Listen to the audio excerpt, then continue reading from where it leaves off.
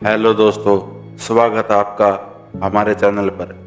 हम इस वीडियो में एआई की मदद से जानेंगे कि वैदिक काल क्या था। वीडियो के लास्ट तक बने रहना और चैनल को सब्सक्राइब कर देना। दोस्तों, सिंधु घाटी सभ्यता के पतन के बाद भारत की धरती पर एक नया अध्याय शुरू हुआ। यह अध्याय था वैदिक काल का। लगभग 1500 ईसा पूर्व से 600 ईसा पूर्व तक का समय, जब वेदों की रचना हुई, जब नई सामाजिक व्यवस्था बनी और जब भारत की आध्यात्मिक सोच ने एक नया रूप लिया।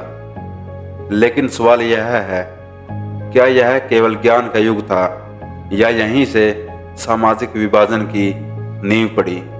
दोस्तों, इतिहासकार मानते हैं कि इस काल में आर्यों का आगमन हुआ।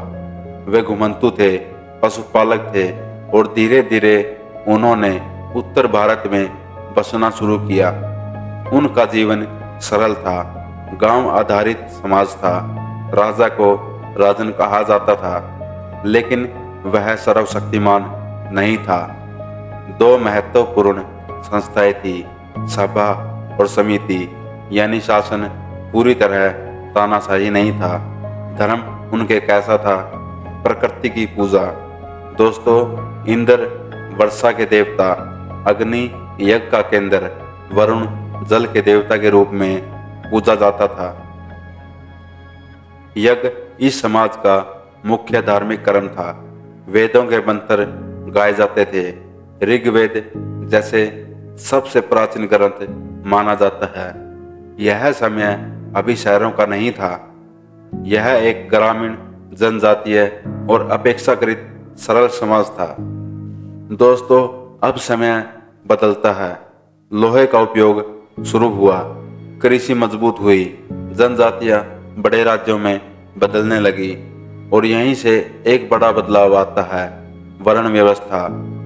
दोस्तों, 4 वर्णों की व्यवस्था हमारे सामने पहली बार आई। ब्राह्मण, ज्ञान और यज्ञ करने वाले; क्षत्रिय, शासन और युद्ध करने वाले; वैश्य यानी कि व्यापार और कृषि करने वाले; शूद्र, सेवा कार्य करने वाले।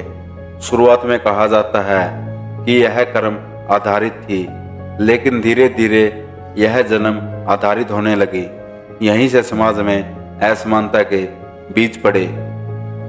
दोस्तों, वैदिक काल केवल सामाजिक ढांचे तक सीमित नहीं था। गुरुकुल परंपरा शुरू होती है। विद्यार्थी गुरु के आश्रम में रहने लगे थे। शिक्षाएं मुंह से बताई जाती थी। स्मरण शक्ति काफी अद्भुत थी। 4 वेदों के अलावा ब्राह्मण ग्रंथ, आरण्यक और उपनिषद लिखे गए।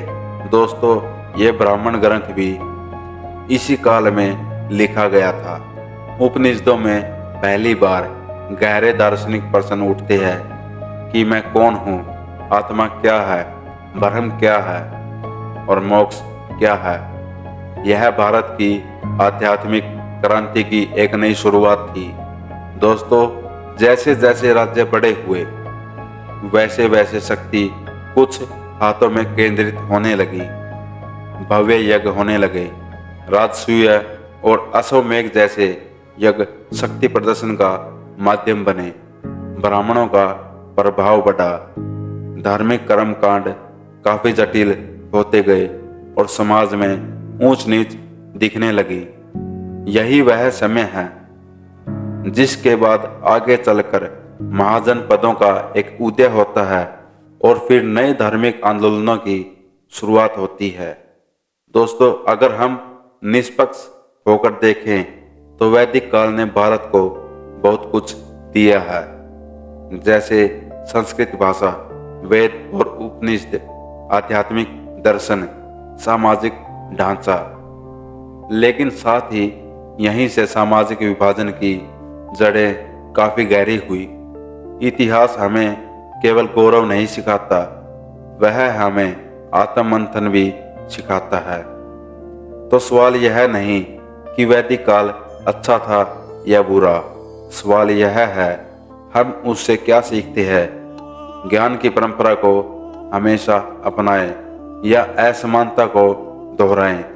वैदिक काल भारत के इतिहास का वह मोड़ है जिसने आगे आने वाले हजारों साल की एक दिशा तय की। और जब भी हम वेदों का नाम लेते हैं, हमें केवल मंत्र नहीं, पूरा ऐतिहासिक संदर्भ समझना चाहिए। दोस्तों, सिंधु की ईंटों के बाद वेदों की ध्वनि गूंजी और भारत ने एक नए युग में प्रवेश किया। तो दोस्तों, ये थी हमारी वैदिक काल के इतिहास की एक वीडियो AI की मदद से जो बनाई गई। आपको वीडियो कैसी लगी, लाइक करना और चैनल को सब्सक्राइब कर देना। धन्यवाद।